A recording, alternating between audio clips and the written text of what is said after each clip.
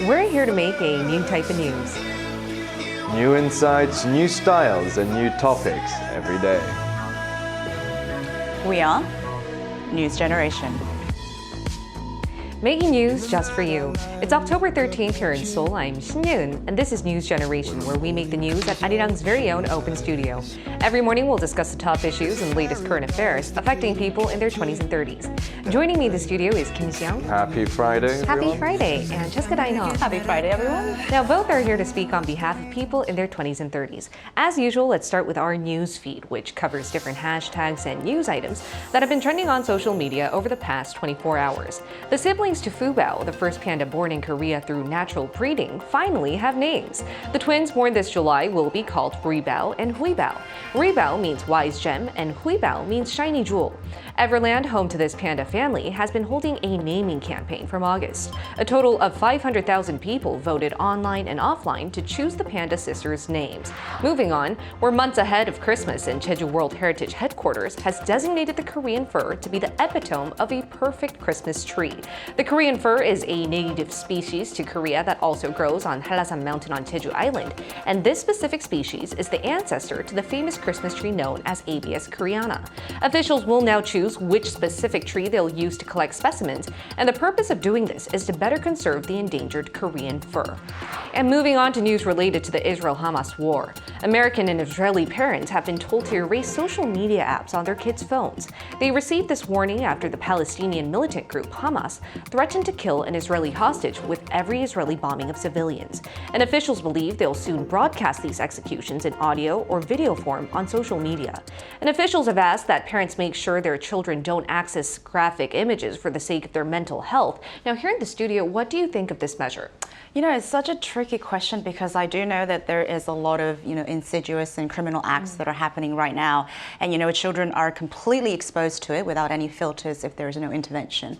Now, I know according to CBS News, X, the former Twitter, has announced that they will actively intervene to remove any, contents that might be anti-Semitic or actually, proliferation of events that are too visual or too graphic. It's for the sake of, toning down the sort of content vibe at the moment. Now, for better or worse, I'm glad that X is intervening to sort of filter the contents at the moment because, I don't think this is the kind of image that young kids should be exposed to at the moment. It could be very traumatizing for them. Yeah. What about you, Xiang? Where do you think? Well, but that's the thing, companies like X, which has the authority to do such things, filter, censor graphic images or whatever that they don't agree to as a country, as a section of power as well. And the modern warfare actually includes heavy social media influences as well as social media propaganda in a lot of the cases, a lot of PR and media coverage as well. And the more funding you have for these kind of activities, the more sort of upper hand you have as a side in a war. And now, obviously the Israelis do have that, and obviously the terrible acts by the Hamas in the region of Gaza Strip is actually very disheartening. The children shouldn't be actually exposed to that, but also in the same time believe that it's the actual thing that's happening. Israeli kids in Israel, Palestinian kids in the Gaza Strip are seeing dead people on the streets every day, heads blown off, bombs going off everywhere, missile strikes. They are living in that situation. And I think, it's good that they are aware of it. I think that it shouldn't be too overly exposed. I guess obviously American kids and things like that might be shocked, horrified. But knowing the actual horrific acts of war is also important to really diffuse any potential warfare in the future. I think that's a compelling point because you need to understand the reality in order to, find the root problem and solve it, which is understanding what's happening over there. Now, that was our news feed for this Friday. And speaking of it being Friday, we're going to switch gears to discuss our discussion topic. And it's Friday, meaning it's time to introduce some of the hottest places in Seoul you can go to better enjoy the autumn season.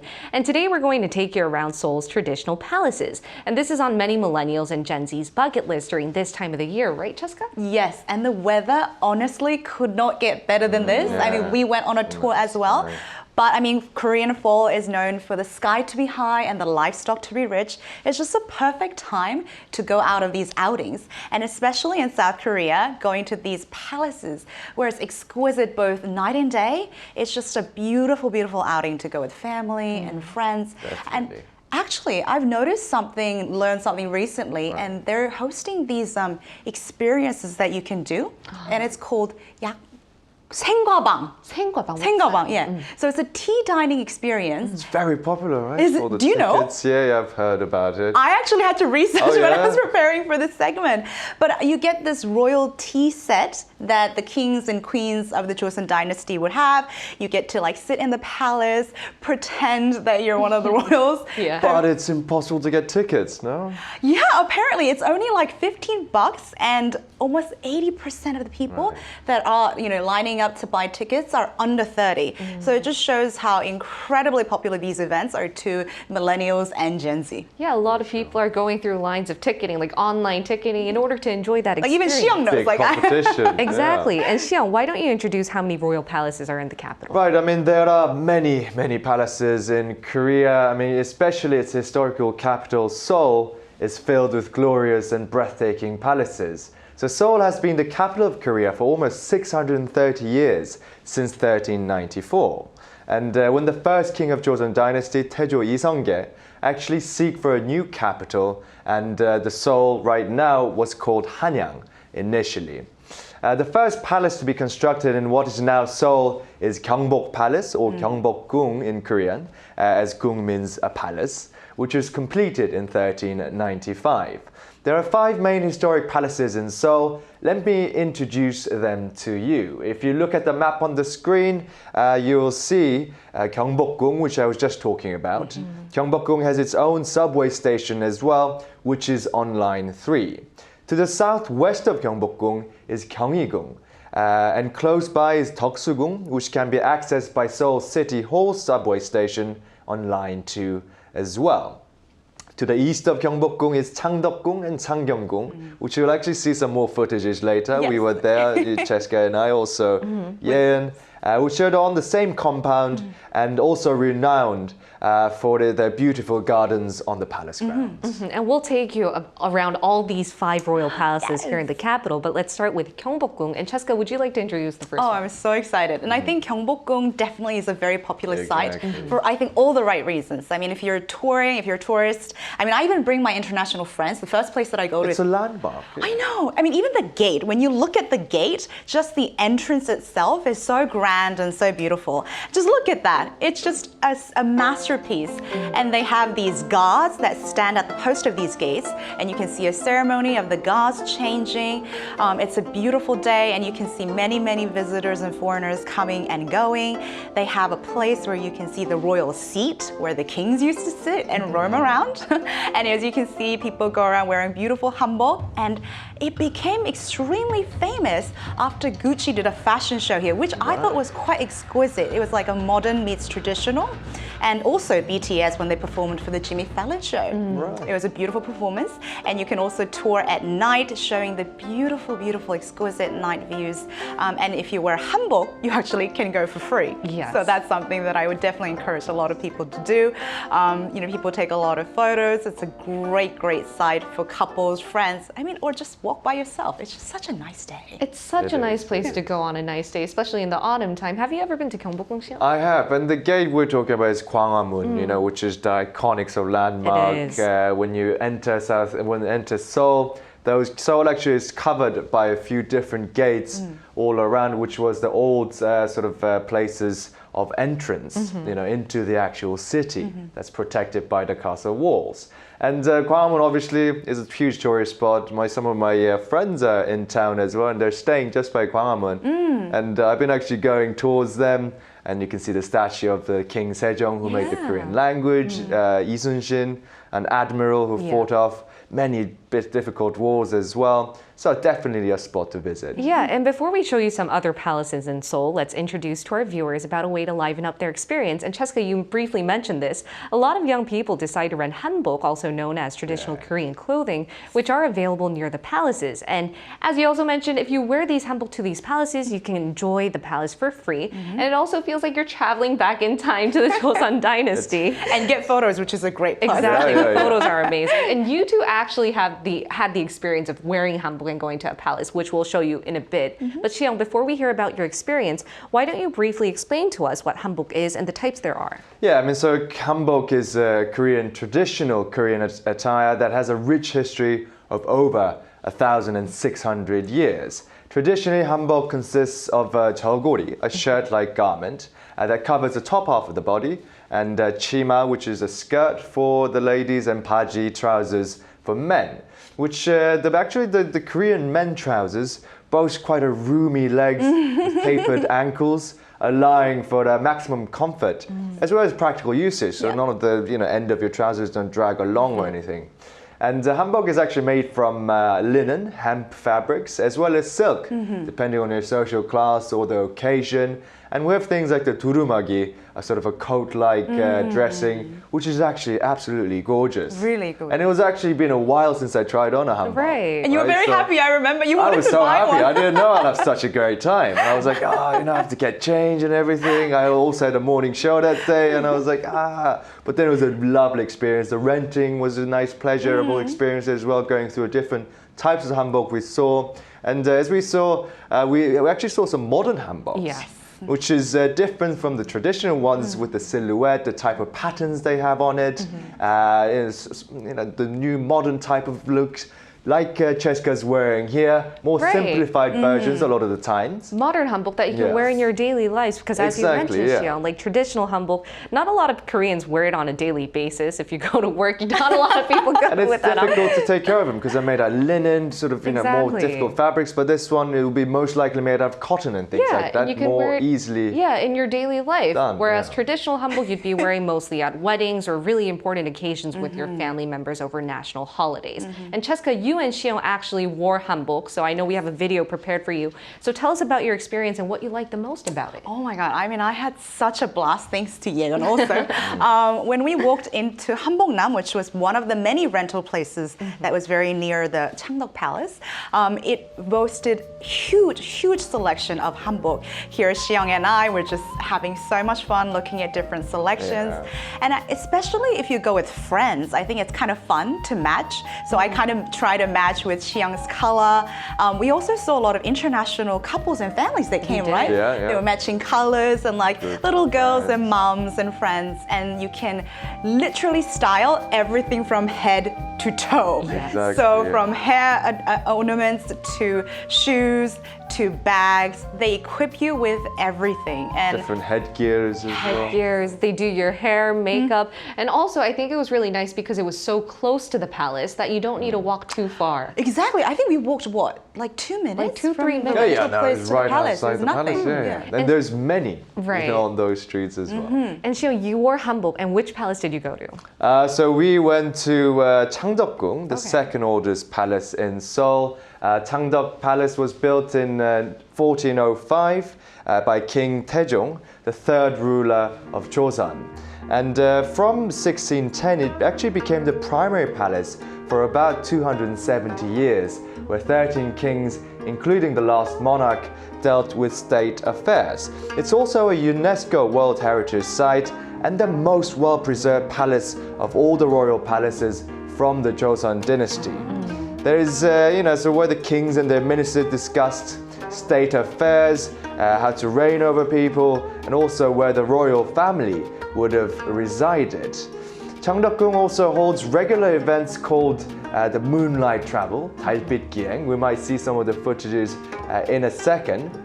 And by the way, you guys look really amazing. by the way. Yeah, right. I was trying really hard not to laugh. Exactly. So this is the type of game, Moonlight it's Travel. beautiful. A night guided tour in limited periods around the year. Gorgeous. This year is April, June, and September, October. So during the most pleasant climate of the year, under the shining moonlight, a docent accompanied tour will take you around every corner of the palace grounds, along with the chance to watch some traditional performance arts, which is absolutely gorgeous. That is really gorgeous, actually. It is really yeah. gorgeous, and I'm happy that you guys went wearing hanbok. It Exactly. looks amazing. I was The very footage looks happy. really nice. Now let me explain to you guys what the remaining 3 palaces here in Seoul have to offer, starting with Deoksugung. Take a look at the screen on the footage that we have for you. So Deoksugung is actually located near City Hall, and it's well known for its elegant stone walls. And rumor has it that if couples walk together past this wall, they'll soon break up, because a family court used to be nearby where many couples got a divorce. Now to give you a bit more history, it's actually the smallest of all 5 of Seoul's palaces. Here, King Gyeongbokgung, who transitioned to the Emperor of Korea, tried to bolster relations with Western allies, namely Russia, America, Britain, and France. That's why, unlike other palaces, we see a lot of Western-style buildings like Seokjojeon, built from stone. It's a 3-story structure built by a British architect and was used to invite honored guests by the royal family. And as you can see, a lot of neoclassical designs are in that palace. But let's now move on to Changgyeonggung in a bit. The Changgyeonggung was actually built in 1483 by King Seongjong, and he was the 9th king of the Joseon dynasty. As you can see, that's the palace. It was mainly used by the wives of preceding kings, and back in the days, it used to have a zoo. But now it's known for its botanical garden. It also has a really great pond in front of it where people take pictures. That's beautiful. Exactly, and it had been built in the early 1900s, and you'll soon see that it has a white Renaissance style. I've also been to the botanical garden, and actually people have to sometimes ticket online in order to get in because of the competition. A lot of people want to go enjoy it. Wow. And the last palace that I would now like to take you to is Gyeongbokgung, and this was a secondary palace that was completed in 1623. Not a lot of people know this palace, even though it's walking distance from City Hall and located right next to Seoul Museum of History. It was often used as a place for shelter for kings during emergency. In modern days, as you could see, it's been used to hold fashion shows. And that's what I like about palaces in Seoul, because they're in the center of a bustling city. You can see modern architecture, skyscrapers, as well as these fashion shows, or sometimes Such a beautiful contrast. exactly Modernity K-pop stars and history. exactly K-pop stars like BTS even using it as their music video set and stuff like that. So it's a great combination of modern and tradition. Exactly. Now we asked our viewers if they've ever visited a palace in Seoul, and to also share their experience. So here's what 3 of them had to say. Take a look at the screen to find out. Let's start with Giselle. Giselle said, yes, I enjoyed wearing a hanbok at Gyeongbokgung Palace as a university student. I wore it to get free admission to the palace and for great photos. The hanbok village nearby was also stunning. Doina Arhire said, yes, I visited all 5 palaces in Seoul. I didn't wear a hanbok. Hope that on my trip to Korea next year, I'll do this too. Hannah said, for years I've been dreaming of visiting a Korean royal palace. I'm imagining myself putting on a white and pink hanbok and strolling through the picturesque grounds of Gyeongbokgung Palace. So I really hope that all of our viewers who are watching this have a chance to visit Seoul's palaces. Until then, we'll hear from another international Gen Z who's been to one of these palaces to hear what she enjoyed the most.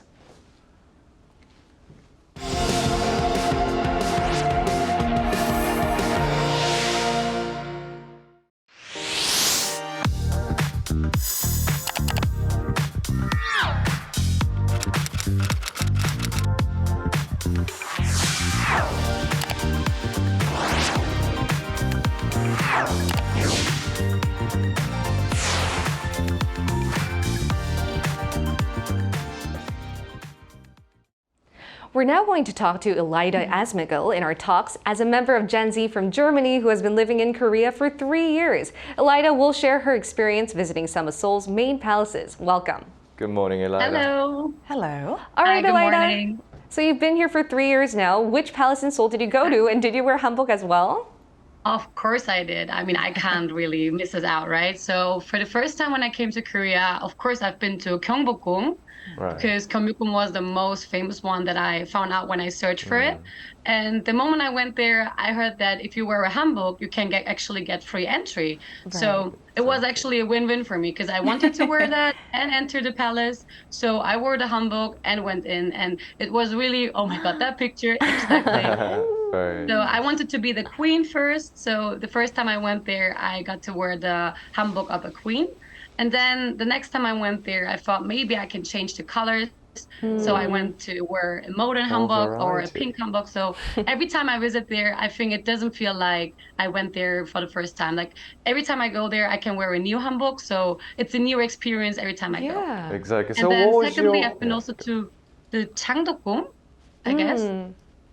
So you've But been to that many was, palaces wearing different styles hanbok, so I guess you got a new experience every single time. Xian, would you like to ask? Yeah, I mean, so what was your favorite part of the experience? You've spoken about Gyeongbokgung as well. You've been to a few palaces in Seoul. Any tips you'd like to give other foreigners when they're visiting palaces in Seoul? Maybe you could talk about other palaces as well as Gyeongbokgung. Exactly. I mean, of course, when they come first time to Korea, definitely they have to visit it. My tip would be go to rent a hanbok. Like without a hanbok, visiting the palace, it's not the same experience. Like when you just go in with your normal like outfit, it doesn't feel like you're in the local actually tradition. Like when I went there and wear the hanbok, I felt like I'm back in history, feeling like a local in the palace. So it took me basically back in the Joseon dynasty, and I really enjoyed that. So I would say don't go there for the pictures, especially for Gen Z generations. Instagram taking pictures is important. So definitely don't go there without wearing a hanbok. You will regret it. Yes, absolutely. And compared to other parts of the world, what is one thing that makes South Korea's palace really stand out from all the other places that you've been to? Oh, I really thought about that. And I think it was the fact that when I went to the palace, you see Koreans' modern society outside with the skyscrapers. And on the other side, you see the tradition, like the beautiful palaces. So when I saw that, like the contrast between modern society and the tradition, I think that makes Korea and the palaces in Korea unique to compared to the other worlds.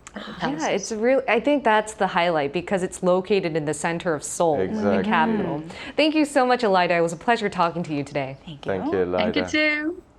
And apart from wearing hanbok, guys, what would be your own tips on better enjoying palaces in Seoul in this season? You know, I mean, there are quite a few things to talk about, but all the palaces are within walking distance from Seoul subway stations. That's also a bonus. And bearing in mind, you know, we've been talking about how wearing hanbok gets you free admissions to the palaces. It'll be a lovely idea to spend the beautiful autumn day walking around, treading the footsteps of our ancestors, of Korea's rich history in its national attire, and exploiting Seoul's fantastic public transport system as well. That's true. What about you, Cheska? You know what? I'm going to be one of those that kind of go against the norm of like Instagrammable photos. And I would even say there's a docent that takes you around that I actually did with my family and some of my international friends. I think sometimes it's nice to put the phone aside and learn about the tradition and the history of the palace with a professional docent as well. That's a very good idea. And nowadays, the palace is open even during nighttime. So if you can find a ticket online, you can go and enjoy what the palace is like during the evening. Until then, we'll be here every day from 9:30 to 10 a.m. Korea time, bringing you more topics young people are talking about. Special thanks to Kim Xiang My pleasure. and Cheska Dainha. Pleasure's always mine. Thank you. All right, and thank you everyone for watching. We'll see you next week. We are News Generation.